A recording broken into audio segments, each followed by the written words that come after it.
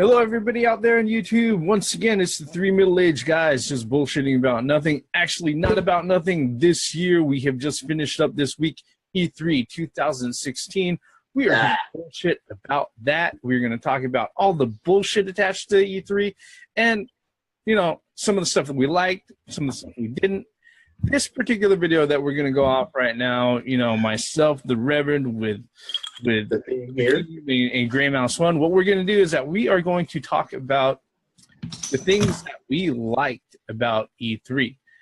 You know, just in general, we're not going to keep it to one particular publisher, one particular party, whether it be Microsoft, Sony, Nintendo. We're just going to tell you what we liked and the reasons why. With that, the floor is open, gentlemen. Who wants to go first? You're killing me with your excitement. Absolutely killing me with your excitement. Okay, I'll go first. I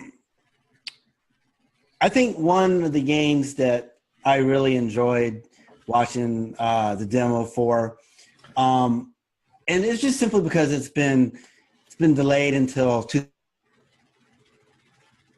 I'm just glad, and it got delayed because of new systems coming out. I was really glad to see the demo for The Legend of Zelda, and you know, it got they really taken Zelda to a different way, different level. It's kind of a RPG style now, and I think that's a good way. I mean, just looking at the demo, and then, you know, it's a different Zelda. Link could actually fucking jump, you know, freely jump. That is, you don't have to have a spec. You don't have to have a damn. Zelda 2, you could jump. Yeah, but I'm talking about like. And it was an RPG style. You can't climb. You didn't need to. I know, but you got elevated. Nice. Yeah, you're right. It's just nice to see Zelda finally, after all the talk that the Nintendo did. I was really impressed with PlayStation this year. The God of War, that was insane. Thank you very much, God. Yes. The what was it? God, man. Another one was the Xbox. A few of us, or what is happy it? few? We happy few. That was probably the most surprising thing. That is a weird fucking game. You got to take your joy every day, and like the trailer went on, and they, you know, oh, come to a party. Let's hit this pinata. And the guy didn't take his joy, and he saw what really happened. It was a dead rat on the table, and these people were eating it, and I was like, oh. You know, okay, with We Happy Few. To me, that was one of the best things about the Microsoft conference. Yeah. That game, the demo, kind of reminded me of the setting of Portal. As far as saying, this is how you begin. Oh, no, I don't want this reality. I have to get the fuck out, and you got these obstacles to take care of. Yeah. That's what it reminded me of Portal a lot. Well, you know what's funny is that you were asking for a sequel to Eternal Darkness. Yeah. Shit is crazy, and it's not exactly what it seems at first. And right when I saw that, I was like, okay. Yeah. You know, this falls within that fucking vein. It does. I mean, it does. That has to be hands down one of the weirdest. Well, absolutely not. That freaking, oh my God, the Kojima game. Oh my God. No, that was just a trailer. No, I know it was, but that was weird. A male having a baby, you know, have the C-section and umbilical cord, and I was like, you know, what the fuck, you know. That was intense, even though it was a trailer. God of War really surprised me. Not me. What's up? Okay. Not me. Because we covered it on this channel already, that we knew it was coming, you know, the Norse mythology and whatnot. We knew that was good.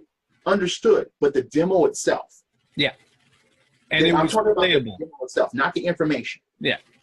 Yeah. The way that, okay, especially at the end of it, when he's trying to teach this boy here, Mm-hmm.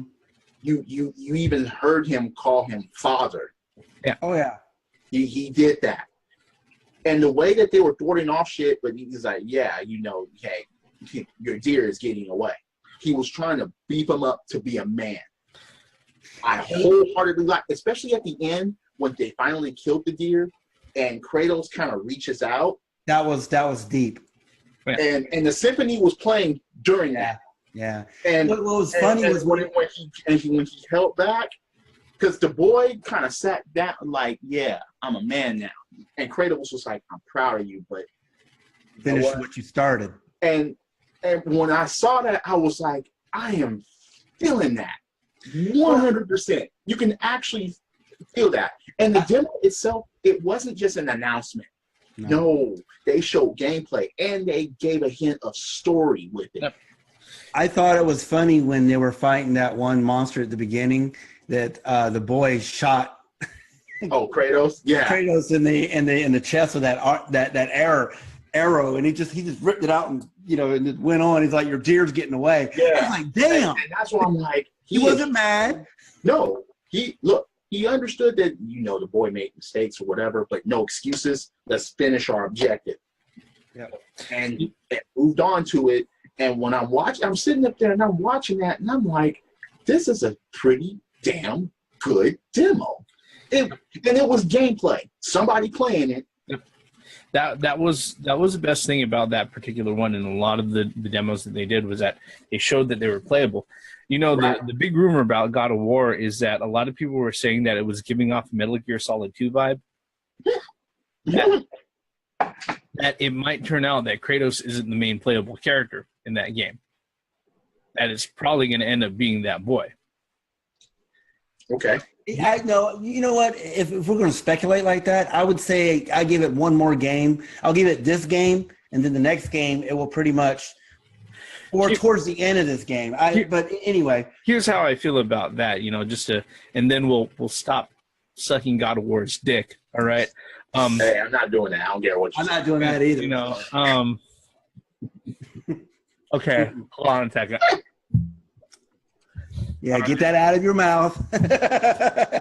Okay. All right.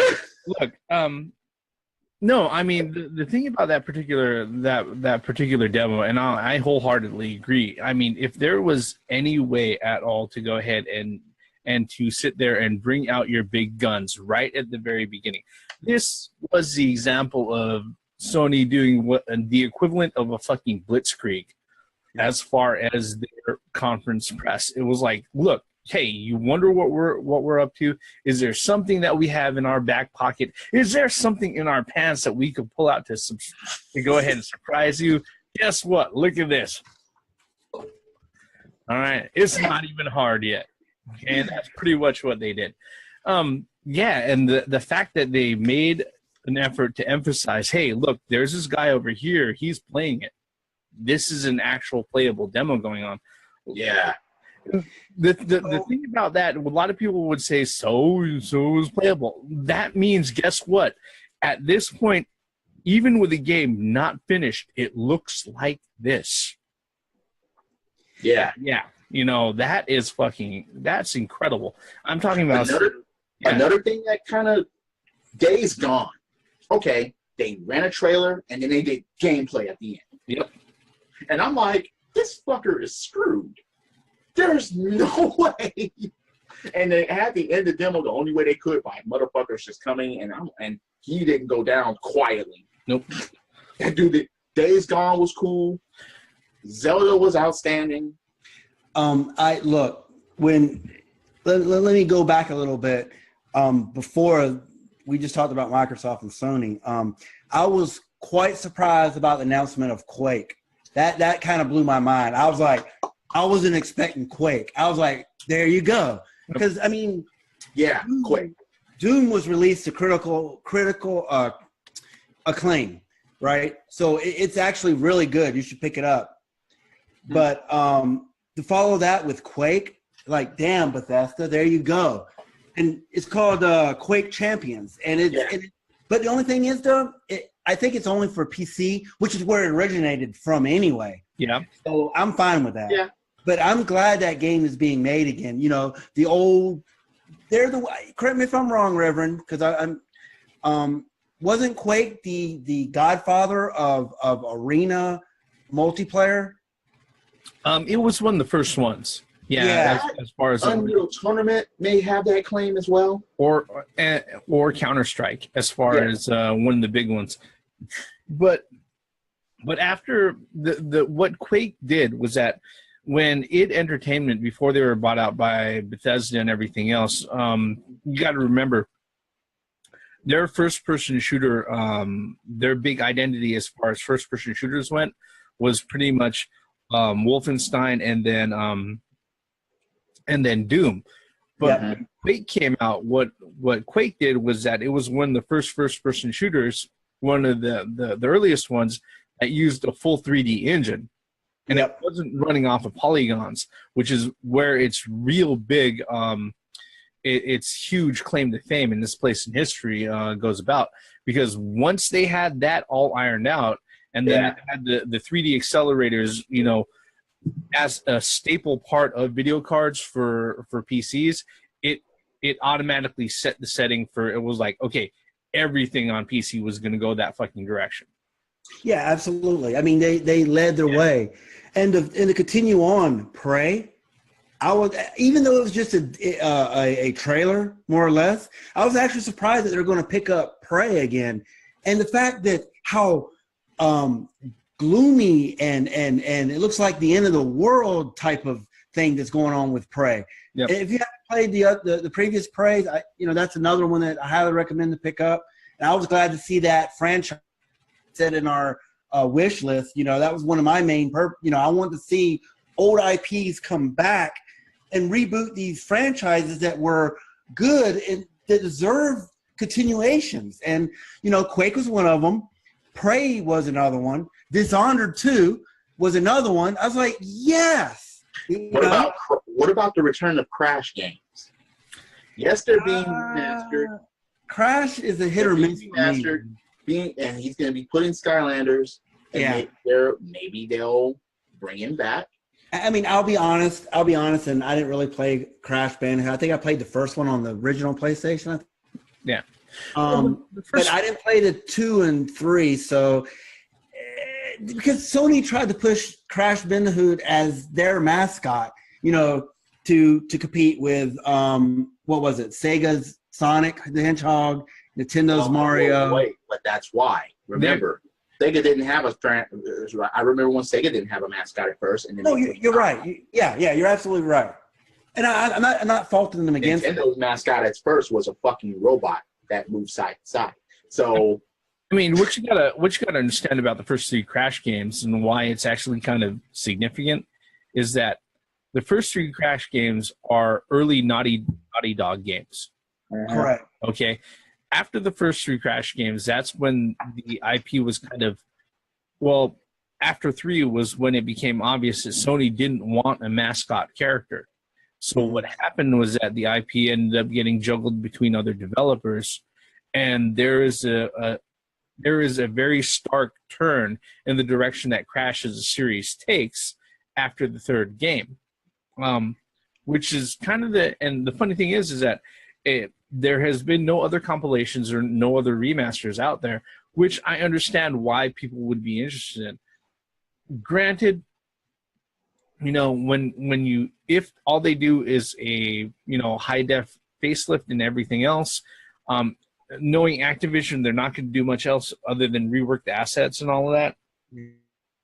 You're going to still be playing a game that's almost 20 fucking years old. Absolutely. All right. Actually, and the only problem that I think it's facing is whether it's going to stand the test of time is the problem. The thing is that, with good, simple platforming design, I think the earlier Crashes are more likely to stand the test of time. And that's what I was saying. Like the first Crash, that's more memorable for me. Yeah. Resident Evil 7. Resident Evil 7, At first, I mean, it had PT written all over it. Although some of the guys from PT is one who's creating. I was surprised that it was announced on Sony stage. Yeah. I wasn't. Well, no, the reason why it was announced on Sony stage was because the Sony version of it is going to have VR support. VR. But then that's another thing, too, with the VR. Final Fantasy 15 is going to have VR in it. A Batman VR game? Yep. Yeah, right when I started hearing Mark Hamill's voice, I was like, that's, yeah. You know what's funny about okay, a Star Wars VR X-Wing mission. Okay, fine. At least those are taking VR to a place. See, you're forgetting. It makes sense to a point. You're forgetting one game that impressed me too, was the Star Trek VR. Bridge. No. LeVar Burton, if he makes like I said in my video, if he makes a Reading Rainbow game VR, fine. No, I don't. I'm a Star Trek fan. So hey, okay. Look, all right. Look, I did. I thought that was pretty impressive. But okay, Star Trek, and them motherfuckers playing it, and it's like, all right, yeah, you're control the bridge. All right, fine. Is there going to be any other type of battle sequence besides you on the bridge? Of course, man. Oh, I have to. Okay, Call of Duty has been, but, however, what they did show, especially the one in motherfuckers outer space, I sat there. I'm like, I know this is fucking Call of Duty, but this actually fucking impresses me to a point. Let me tell you something. Let me explain something to you real quick. Everybody was like, when they were seeing the Call of Duty trailer, like, yeah, this is badass. Then when they knew it, then when it was announced itself as Call of Duty, everybody was like, it was quiet. You could hear a fucking pin drop. I was like, wait, what? Yeah, I was like, see, judging a book. Well, wait a minute. If you see something that's badass, and that's what I said, I was like, I'm watching it, I'm like, I know this is Call of Duty. I knew it was Call of Duty too. But I'm actually impressed by this. I am. Oh, don't get me wrong. You're right. The space battle, that was good. Yeah, I enjoyed that. And actually going from another fucking spaceship and blowing that shit in, and I'm like, I know, and I kept saying it in my head, I was like, I know this is Call of Duty. Yep. And I want to hate it, but I can't because this is actually pretty fucking good. So let's touch on one thing. Bethesda VR, I wanted to add to this. The two games that I don't know how they're going to do Fallout 4 for the HTC Vive. That I don't know if I want to keep that VR on my head for that long. However, the Doom, the Doom VR, I'm all for that. That I could get behind. One thing that actually RPG and virtual reality, I can't get behind that. It's just there's a lot of things that we can't that on my head. There's a lot of things we can't get behind as far as virtual reality. And what was that? Under Ubisoft, the Eagle Flight? Nope, done. I was like, no. This is what we liked, okay? Okay. Now, what I did like was South Park.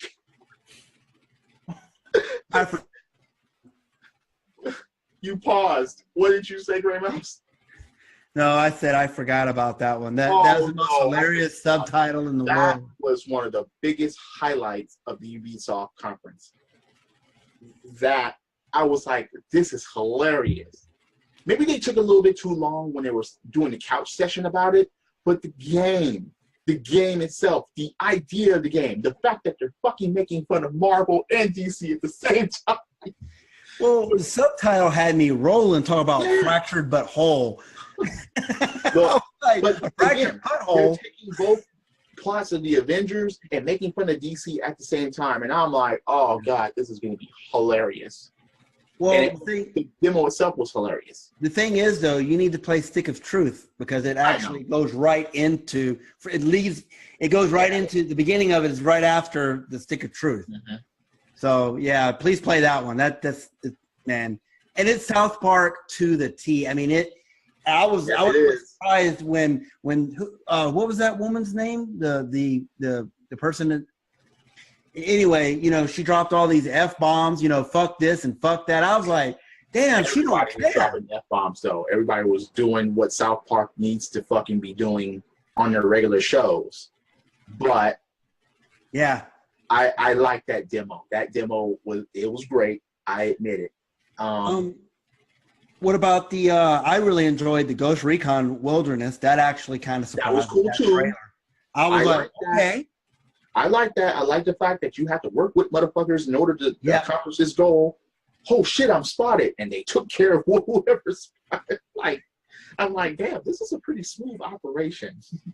So, what are your thoughts there, the Reverend? You've been, me and Theme been overpowering us ramble. Yeah, yeah. Go ahead and cut in, man. I'll let you guys go ahead and go ahead and do that. What actually impressed me is that, surprise, surprise, Microsoft actually made me interested in their fucking console. All right, and I'm not talking about the hardware shit, because that is a whole bunch of other concerns that I will cover in a different Which console? Okay, There's a slim one. That will be covered in the following video, because that's next. I go on at length about a lot of that. Okay. You know, one thing that I was really happy about with Microsoft was they didn't do much of a gimmicks this year, as in drop a car from the ceiling, you know, HoloLens. They didn't do none of that this year. So I was like, okay. So they traded dropping a car from the ceiling and HoloLens for 2 new consoles, you know, for the book ends of the conference. So, you know all right. With Microsoft, okay, I'll do that in the next video. Detroit. Yes. Look, this is a scenario game. Well, here's the thing about Detroit. Detroit is that was PlayStation. That's what I mean. Yeah, this is on PlayStation, and I'm like, wait a minute, this is a scenario game. Well, it's made by Quantic Dream, the same guys who did God damn it! I knew the other games, like Heavy Rain and what was the other one? Oh yeah. Yeah, they did Heavy Rain and another one that was on PS3. That was both of the games were critically acclaimed. Where a lot of it is, people are like, oh, it's just all Q2Es. Well, basically, there's a whole bunch of, with those particular games, they're very story driven, and it's very possible that if you decide to go ahead and play through, one decision made really early in the game will give you a completely different playthrough as far as the game goes. See, the thing is, though, a lot of people were complaining about that was because it kind of had a reminiscence of Last of Us, because that was kind of decision making. Last of Us is a great fucking game. I'm just saying that it's like some people were saying that we've already played this. It's Last of Us. A lot of the decisions that you make in that has direct impact on the story as it goes. No. I don't. Here's the thing about that. Okay, Last of Us, look, it had varying. There was some wiggle room in the gameplay scenarios and everything, but it was not to the same fucking micromanagement of the type. If they're able to go ahead and execute Detroit, Become Human, correctly, where it was like, oh, hey, look, that one throwaway decision that you thought was just, some random bit that you didn't even give 2 shits about, you know what, that's going to go ahead and if you make another decision otherwise, it's going to change the whole landscape of the rest of the fucking game. Yeah. If they can sit there and they can manage that and make that compelling enough, I'm completely for it. But do you think it would be compelling enough to play the game 5, 6, 7, 8 times through? The way that they showed it, it's not 5, 6, 7 times. It's more like 30 to 50 fucking outcomes at the end of the game. If you look, let's say you have certain scenarios and you have like 15 decisions in each of them. Yeah. Oh yeah, I know. Spreads out. I mean, I was really impressed with that. That Detroit, that was very, and then like you said, I want to touch. When motherfucker jumped off the fucking building with the girl, I was like, holy shit. I want to touch on Horizon. Horizon? Yeah. Why? Well, I thought that the mini boss fight was pretty interesting. They put more into it. Well, no. The reason why I'm saying is that you have to actually think. You can't just run and gun and kill something. You got to actually, have a little bit of strategy into bringing that boss down. And I like that. I'm kind of interested in that game. Whatever she has on her hand that she can take over the mount or whatever to get that. It has very interesting gameplay mechanics in that game, and I'm going to pick it up when it comes out. Most of the games that were shown, and some of the games that were shown that had real good potential. Okay, speaking of good potential, Recore. That was one of the ones that we finally got some gameplay. That was one of the ones that interested me about Microsoft. Like I said, the one thing that impressed me most about Microsoft's press conference is that they finally given me a reason to give a fuck about the Xbox One. And I have not given a fuck about the Xbox One since even before it fucking released in 2013. I have not given a fuck about it since 2011. All right, because that's when the rumblings of it coming out were announced. What about Tekken 7 and that man? Wait a minute. It surprised me that Tekken 7 is going to be going to Microsoft. That Xbox really One. surprised me. No, it does not. Not to me, because the thing is that if you sit there and you look at the sales for Street Fighter V, they have to expand. Me at all. Well, I think that Street Fighter V was a debacle. With Tekken 7, remember, Tekken was a Sony franchise through and through ever until Tekken 6. Correct. So, can we count the Game Boy Advance in it? No. The thing about it is with Tekken 7, and for Japanese motherfuckers to be announcing on this E3 for an American console, I'm wrong. I was wrong. I thought that it was going to be a Sony PC thing. I was wrong. Well, I'm happy that it's going Xbox One. One thing that's weird is that it seems like King of Fighters 13 is PlayStation 4 only. Street Fighter 5 was PlayStation 4 only. Tekken 7 was supposed to be PS4 only and PC. That could change now. And again, I was wrong about Tekken 7, and I will take full responsibility for being wrong. But one thing that really was the fluidity between cutscenes straight into the action. I mean, there was no loading time at all. Huh? What, with Tekken 7? Yeah. Well, Tekken doesn't really have a Well, I'm not saying having load times to it on. I didn't mean it as in load times. It's like there was no stop at all. It was just like it went from the story straight into the fight. You know what I mean? It wasn't anything in between.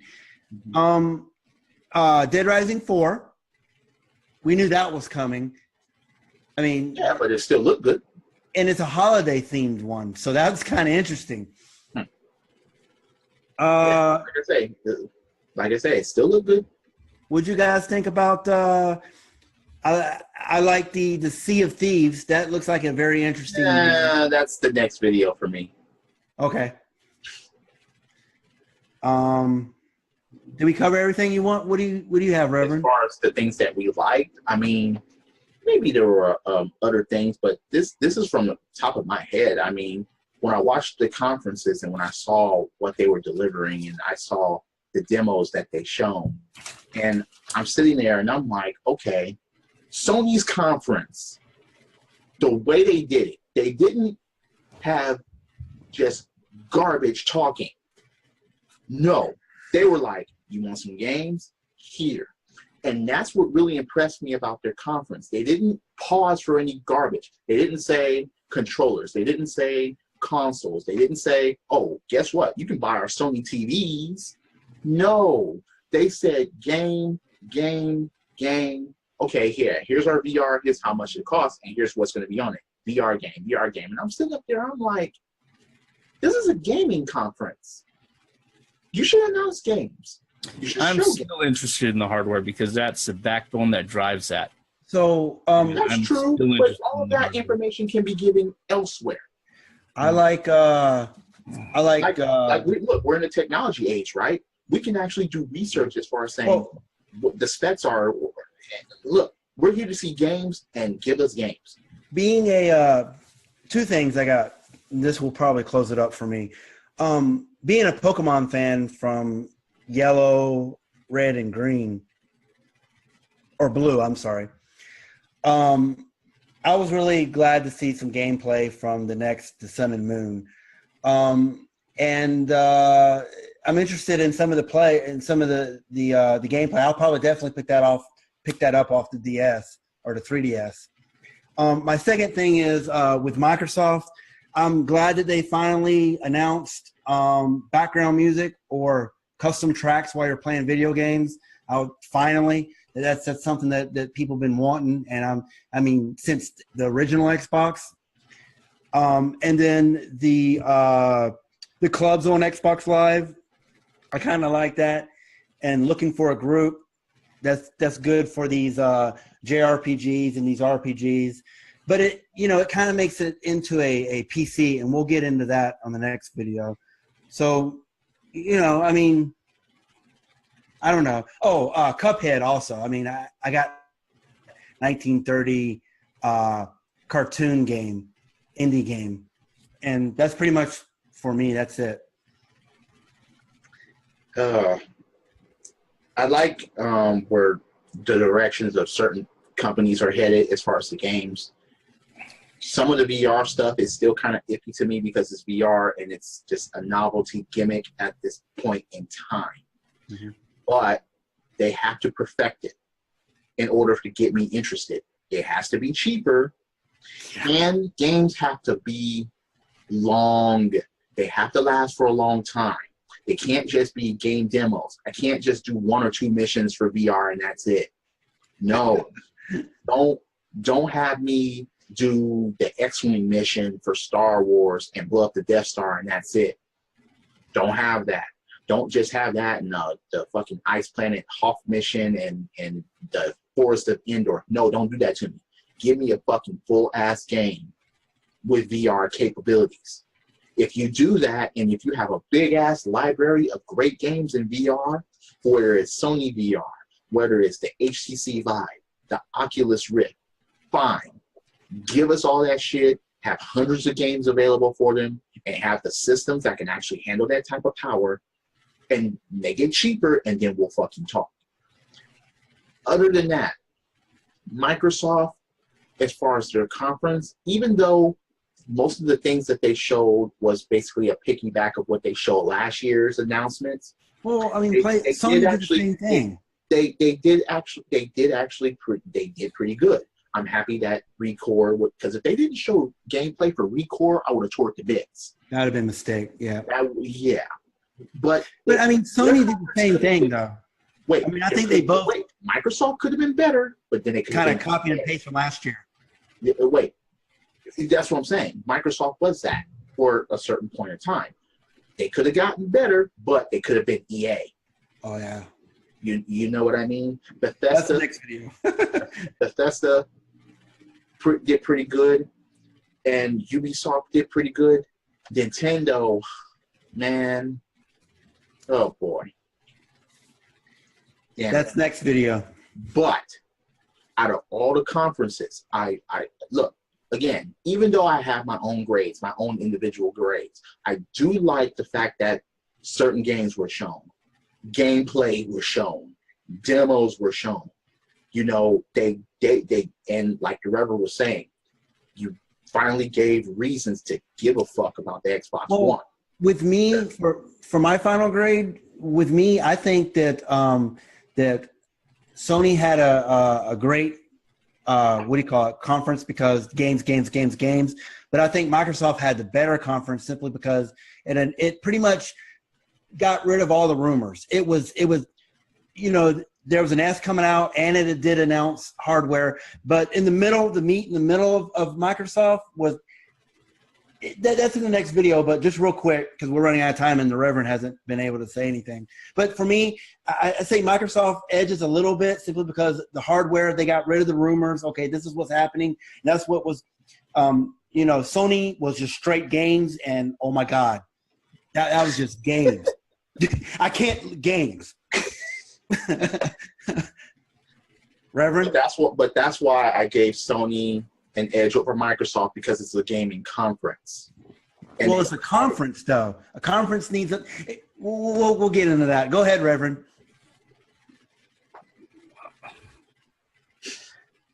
E3 2016, just to wrap this up, to be completely honest, there's probably been the first E3 since around 2005 that I've actually been interested in and actually gave a fuck about.